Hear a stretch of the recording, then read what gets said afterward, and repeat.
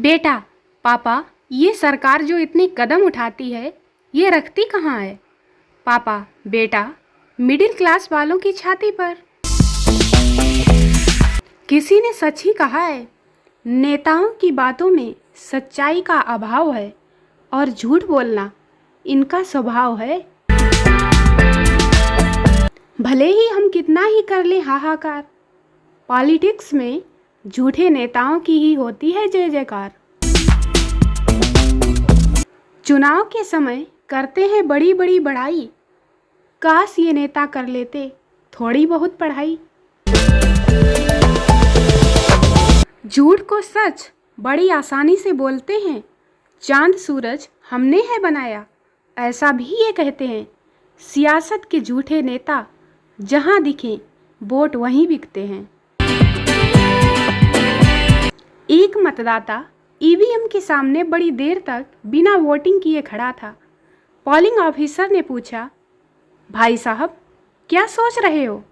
उसने कहा, सोच रहा हूँ रात को किसने पिलाई वो याद ही नहीं आ रहा।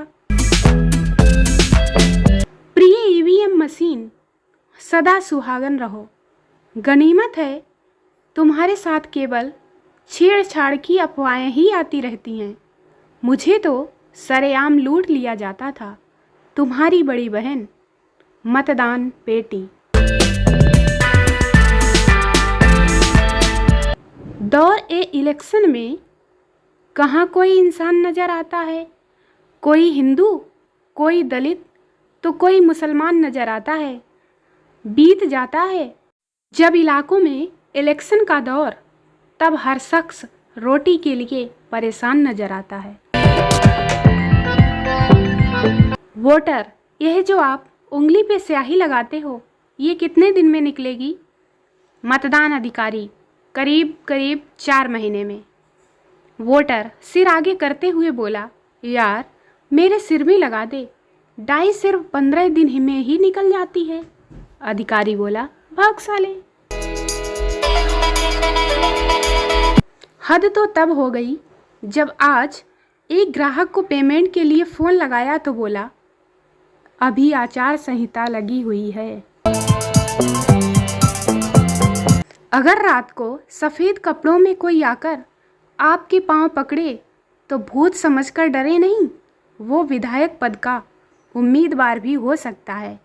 ये सूचना जनहित में जारी। डॉलर की तुलना में रुपए को लगातार गिरते हुए देखकर मोदी जी चिल्ला पड़े, तुम इतना गिर सकते हो, मैंने तो कभी सोचा ही नहीं था। रुपया बोला, जब आपके मंत्री इतना नीचे गिर सकते हैं तो मैं क्यों नहीं। पुत्र संता से, पिताजी नेताओं के कपड़ों का रंग सफ़ेद क्यों होता है? संता बोला, बेटा ताकि दल बदलने पर भी कपड़े ना बदलने पड़े, इसलिए। सबको साइकिल के साथ ही एक साथ चलना है, ध्यान रहे कोई आगे पीछे ना हो और कोई छूट ना जाए। नेताजी इतना कह कर के कार में चले गए। नेता है घोटाला भाई, स्वार्थ है इसकी लुगाई, करो इनकी घर पे विदाई, यह है लोकतंत्र में अच्छाई। आदमी, भाई साहब यह स्कूटर स्टैंड कहाँ है? पिंकू, भाई साहब आप पहले मुझे अपना नाम बताओ। आदमी बोला, पप्पू। पिंकू, अब अपने माता पिता का नाम बताओ। आदमी, मुझे पिक्चर देखने जाना है, आप मेरा समय बर्बाद किए बिना बताइए स्कूटर स्टैंड कहाँ है? पिंकू, तभी तो बोल रहा हूँ, जल्दी बताओ। आदमी, मेरी माता का नाम आशा देवी है और वो टीचर हैं, पिताजी का नाम राजेश शर्मा है और वो वकील हैं। पिंकू, सब पढ़े लिखे हैं? आदमी, हाँ। अब बताओ स्कूटर स्टैंड कहाँ है? पिंकू, पढ़े लिखे माँ बाप की औलाद, स्कूटर स्टैंड स्कूटर के नीचे होता है। पिंकू की बात सुनकर उस आदमी ने उसकी वही कुटाई कर दी। टीचर, टेबल पर चाय किसने गिराई? अपनी मातृभाषा में बोलो। स्टूडेंट, मातृभाषा मतलब मम्मी की भाषा में।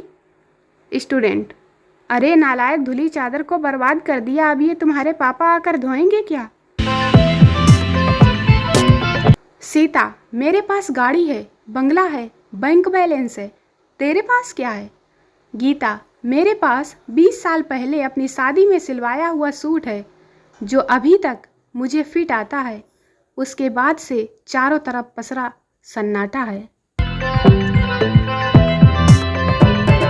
टीटू अपने दोस्त से बोला, मैं सुबह जल्दी उठकर रोज घूमने जाता हूँ। दोस्त बोला, पर मैं सुबह उठकर कभी घूमने नहीं जाता। टीटू बोला, अच्छा क्यों? दोस्त, जब धरती स्वयं घूम रही है तो फिर मैं क्यों कष्ट करूं? एक नेताजी की गाड़ी पर प्लेट लगी थी जिस पर लिखा था हा हू प्रा। पुलिस वाले ने ड्राइवर से पूछा, कौन सी पार्टी के हैं ये नेताजी? ड्राइवर बोला, हारे हुए प्रत्याशी। लड़की अकड़ दिखाते हुए, तुम नहीं जानते लोग मरते हैं मुझ पर। मंटू, क्यों? तुम क्या किसी सरकारी अस्पताल का बिस्तर हो? लड़की, तुम मेरी फीलिंग्स कभी नहीं समझते हो यार। लड़का, मैं खुद की हैंड राइटिंग नहीं समझ पाता, फीलिंग कैसे समझूंगा? पप्पू सर पर हाथ रखकर बैठा था। पास से गुजर रहे उनके एक मित्र ने पूछा, क्या हुआ भाई, परेशान क्यों बैठे हो? पप्पू ने कहा, यार क्या बताऊं, 2 टन का एसी खरीदा था, घर जाकर तौला तो 62 किलो का ही निकला। चंपा, ओजी, किसी ने मेरे मोबाइल पर आई लव यू का मैसेज भेजा है। चंपू, तुझे ऐसे मैसेज रिसीव ही नहीं करने चाहिए ना, वापस भेजते उसे। एक लड़की एक लड़के के साथ बैठी थी, दूसरे दिन दूसरे लड़के के साथ बैठी थी, तीसरे दिन तीसरे लड़के के साथ बैठी थी। इस कहानी से तुम्हें क्या शिक्षा मिलती है? इस कहानी से शिक्षा मिलती है कि लड़के बदल जाते हैं पर लड़कियां नहीं।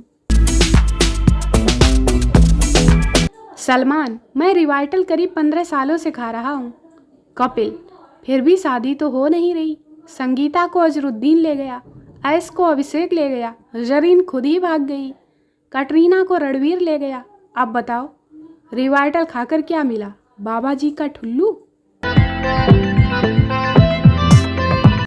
गजनी देखने के बाद अंदाजा हुआ कि हम भी आमिर खान से कम नहीं हैं।